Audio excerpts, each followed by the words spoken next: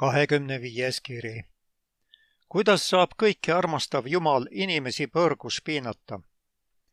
12. mai 1991. Kallis Greg, ma kardan, et mul on raskem oma otsuseid lihtsalt kõrvale lükata, nagu sina seda teed. Kuna ma ei ole 100% veendunud, et Jeesus on Jumal maa peal, siis ei saa ma nii kiiresti leida rahu oma pitsitavate küsimuste suhtes, mis puudutavad põrgut. Sa jääd Jumala armastuse juurde ja lükkad kõrvale tema viha, sest sa oled juba tema armastuses Kristuse kaudu veendunud. Aga minu jaoks, Greg, on armastus ja viha ühe pulga peal. Ühe olemasolu seab kahtluse alla teise olemasolu. Niisiis, mul tuleb veel põrgu kohta juurde küsida. Kui ma sellest midagi taipama hakkan, siis ma arvan, et olen jõudnud kõvasti lähemale kristluse uskumisele. Sinu viimane kiri tegi mind veidi rahulikumaks selle koha pealt, et kes läheb põrgusse ja kes mitte. Kuid põrgut ennast see küsimus ei puudutanud. Ja tegelikult on küsimus põrgust endast palju põhjapanevam. Piibel maalib sellest kohast jubeda pildi, kas pole nii? Põrgu on koht, kus on tuli, kuum väävel, pimedus, piinamine ja see jätkub oletatavasti lõputult. No ütle mulle nüüd, mis põrgu päralt võib olla kellegi igavese piinamise eesmärk? Mis mõte sellel on? On ilmne, et keegi sellest mingit õppetundi ei saa. See ei ole parandav karistus. Inimesel põrgus ei ole mingit võimalust oma iseloomu või olukorra parandamiseks. Seega on tegemist lihtsalt vihavaenuga, paljalt karistusega, lihtlabase vihaga, mille motiiviks pole muu kui vaid jumalik rõõm inimese peale pandud jubedast valust. Ära minust valesti aru saa, Greg. On palju inimesi, keda ma hea meelega põrgus näeksin mingi aja jooksul. Kuid isegi mina väsiksin Hitleri karjumistest peale paarisadat aastat. Kas see nii-öelda rõõm siis otsa ei saa? Peale paarisadat aastat ma arvaksin, et Hitler on oma ohvrite eest võla tasunud ja siis ma lihtsalt tapaksin ta. Miks Jumal nii ei tee? Peale mõnda sajandit jõuaks inimestele ju tema mõte kohale. Milleks siis lasta neil edasi piinelda? Miks mitte lihtsalt lõpetada patuste vaev? Miks piinata vaid piinamise pärast ja teha seda igavesti? Põrguga seoses on mul veel üks küsimus. Ma ei mõista, kuidas saab taevas jätkata taevana samal ajal, kui selle all põleb põrgu? Kas teadmine, et miljardid inimesed sinu all igavesti kuumas laavas põlevad, ei riku veidi peotuju? Tundub, et see peaks olema probleemiks, eriti veel kõiki armastavale Jumalale, kes oletatavasti kõiki vaeseid piinatud hingi armastab. See peaks küll Jumala südame lõhki kiskuma. Mõtle, mida sina tunneksid, kui üks sinu lastest taevasse ei jõuaks? Niisiis, see pole minu jaoks loogiline, Greg.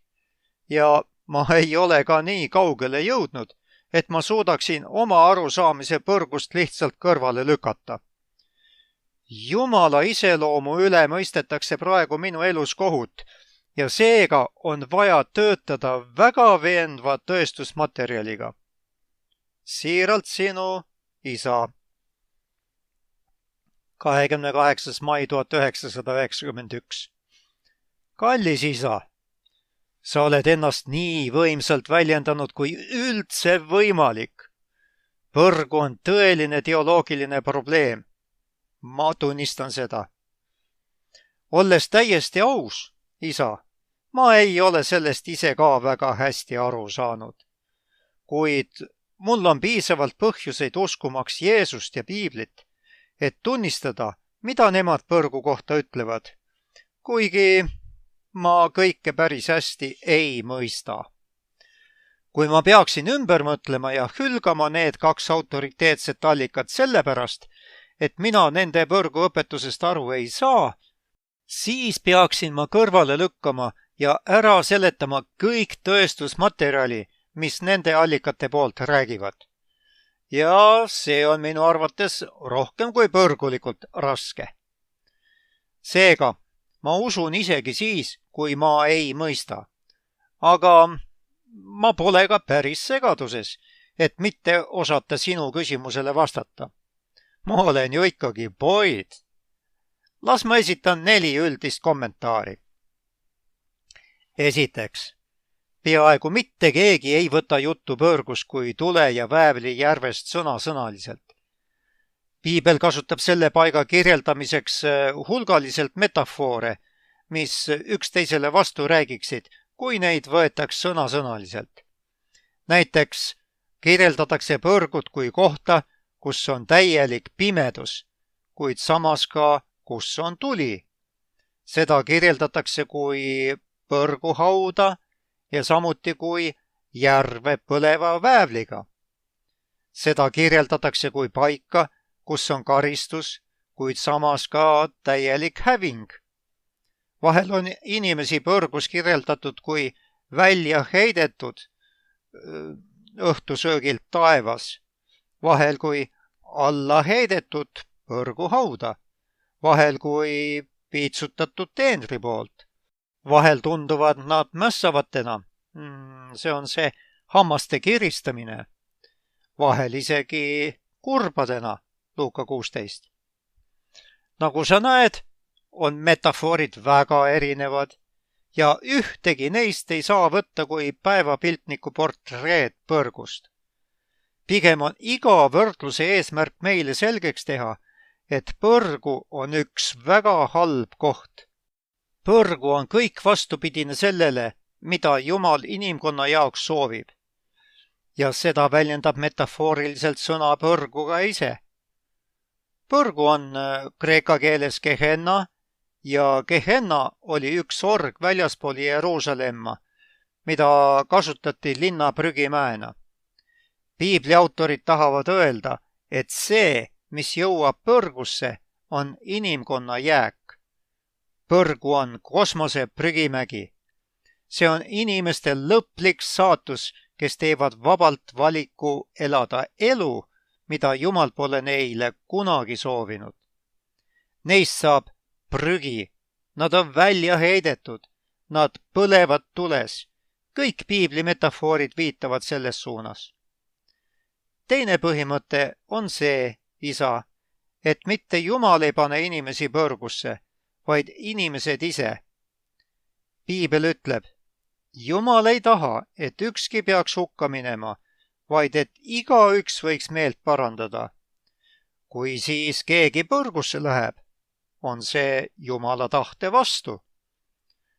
On lihtsalt ebatäpne tõlgendada Jumalat kui rõõmustajat inimeste valu üle. Ta ütleb selgelt, mul ei ole hea meel õela surmast. Hesekeli 18:23. Pigem on need mässavad inimesed ise, kes armastasid pimedust valguse asemel. Johannese 3:19. Põrgu on koht, kus nemad tahavad olla, mitte kus Jumal tahab, et nad oleksid. Nüüd tõepoolest, Jumal lubab nendel inimestel põrgusse minna. Aga ta teeb seda nii, et laseb neil oma tahtmist saada. Loe hoolikalt roomlaste 1. peatükk, salmid 20-32, isa. Siin ütleb Paulus hukatusele määratud roomlaste kohta 3 korral, et Jumal lasi neil teha, mida nemad tahtsid teha. Jumala otsus oli lasta patustelt saada oma tahtmine. Kui inimese südame olukord on lootusetu, mäletad, me saame oma otsustes arnaseks, siis jätab Jumal ta lõpuks rahule.